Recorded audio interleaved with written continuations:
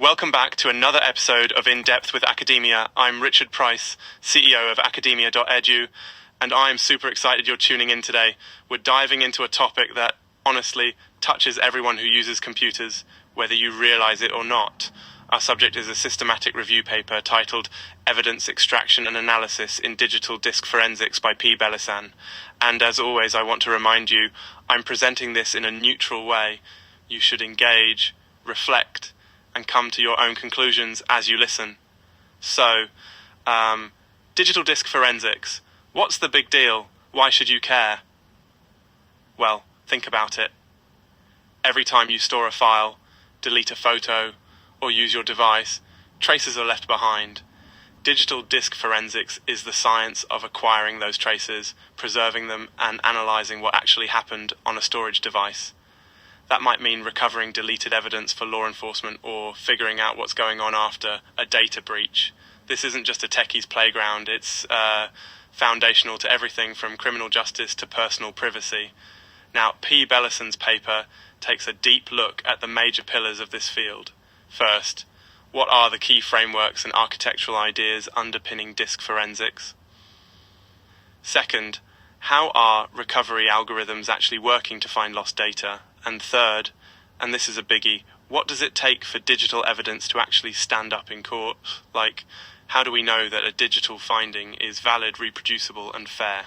It's not just about hacking around on computers. There are rules and real consequences here. Let's start with Pillar 1, the theoretical frameworks.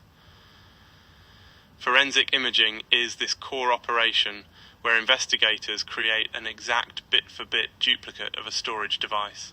It sounds easy, but it's a little like baking a cake and having to guarantee mathematically that every crumb and sprinkle is identical in the copy. The paper explains that things like read errors, hardware failures, or sneaky anti-forensic tools mess with this process. Even the policies different tools use to handle such errors can impact what evidence survives and whether it can be trusted. So, if, say, the original hard drive has gone through a bunch of use or maybe deliberate tampering, you can't always get a perfect forensic copy. This means there's always uncertainty. And, yep, just to emphasize, I'm not endorsing this claim, just relaying what's in the research. All right, let's jump to the second pillar, recovery algorithms. This part is super cool. Imagine trying to assemble a jigsaw puzzle, except like half the pieces are missing and you don't even know what the finished picture looks like.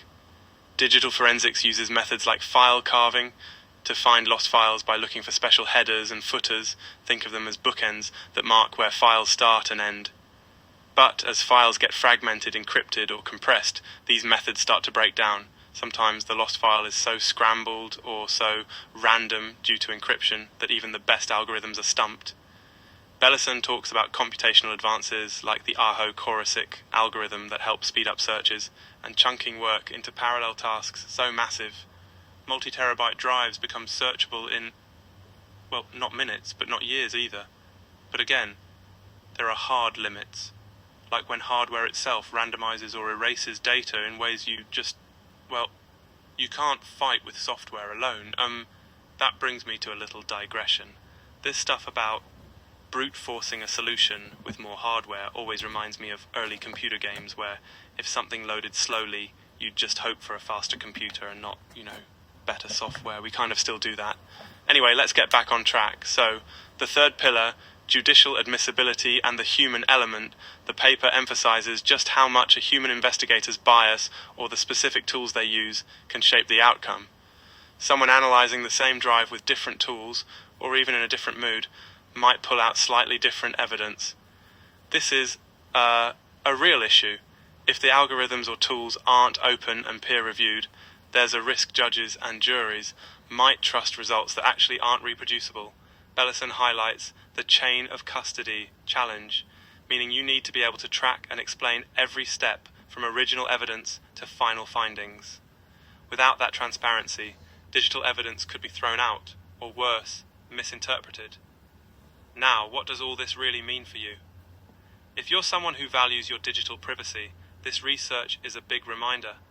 Deleting files isn't enough. Digital traces can stick around, sometimes for years, but not always. So don't bank on digital storage as an infallible record or a black hole. If you're a professional working in law, security, or IT, you need to know your tool's limits and always document how you handled evidence.